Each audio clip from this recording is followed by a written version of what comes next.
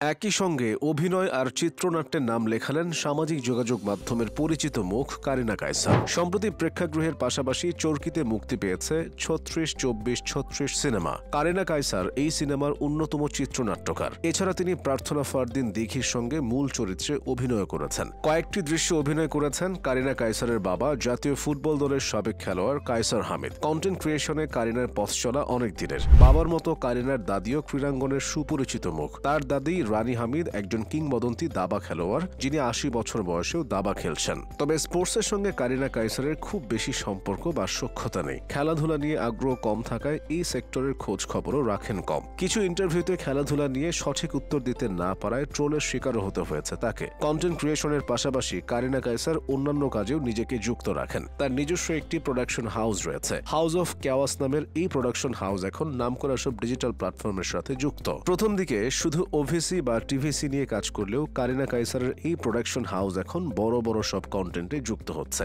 ছোটবেলা থেকেই কারিনা নানামুখী কার্যক্রমের সাথে যুক্ত ছিলেন। স্কুলের সাংস্কৃতিক অনুষ্ঠান থেকে লেখালেখির প্রতিযোগিতা, সবখানেই মেধার ছাপ রেখেছেন। তবে অন্যান্য অনেক কন্টেন্ট ক্রিয়েটরদের মতো এই সেক্টরে তাকে খুব বেশি সংগ্রাম করতে হয়নি। ফেসবুকের মাধ্যমে সবাই তাকে চিনলেও কারিনা মূলত ভিডিও বানাতেন ইনস্টাগ্রামে। মজার ছলে বানানো সেই ভিডিওগুলো দেখে বন্ধুরা তার প্রশংসা করত, তাই একটা ফেসবুক পেজ খুলে ফেলেন। এরপর তিনি সেখানে একটা ভিডিও আপলোড করেন, অন্য কিছুই না। ইনস্টাগ্রামে যেসব ভিডিও বানাতেন সেগুলোকে একসাথে করেই ওই বিশেষ ভিডিওটি দিয়েছিলেন। তার পেজে তখনও ফলোয়ার ছিল না বললেই চলে, অথচ ভিডিওটি আপলোডের ১ থেকে ২ দিনের মাথায় ২৫,০০০-এর মতো ভিউ হয়। বিষয়টি কারিনাকে চমকে দেয়। এরপর থেকে নিত্যদিনের নানা কর্মকাণ্ডের বিষয়গুলো তিনি হাস্যরসের মাধ্যমে তুলে ধরে ব্যাপক জনপ্রিয়তা পেতে শুরু করেন। সেই জনপ্রিয়তা এবং পরিচিতি থেকেই বিনোদন প্ল্যাটফর্ম ডাইকোর সাথে তার সখ্যতা গড়ে ওঠে। অবশ্য দেখো তখনও এত জনপ্রিয় হয়নি। কারিনা কায়সারের সাথে পথ চলা শুরুর পর তাদের পরিচিতি এবং পরিধি বাড়তে থাকে। এখানে কাজ করতে গিয়ে রেজা এবং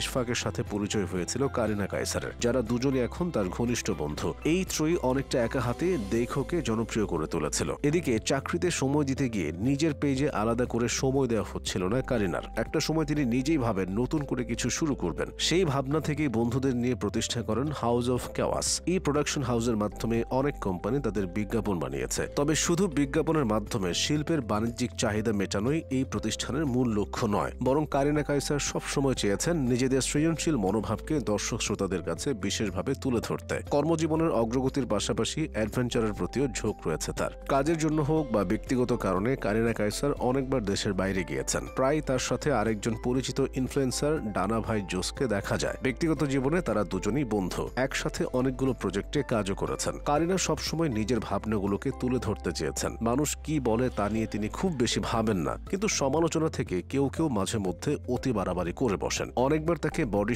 এর মুখোমুখিও হতে হয়েছে। তবে এসবে কান না দিয়ে তিনি এগিয়ে যাচ্ছেন। এখনও লেখালেখির প্রতি কারিনার বেশ আগ্রহ। তিনি নিজেকে একজন জনপ্রিয় চিত্রনাট্য লেখক হিসেবে গড়ে তুলতে চান। তিনি মনে করেন একজন চিত্রনাট্যকার হতে পারলে সেটাই হবে তার সবথেকে বড় পরিচয়।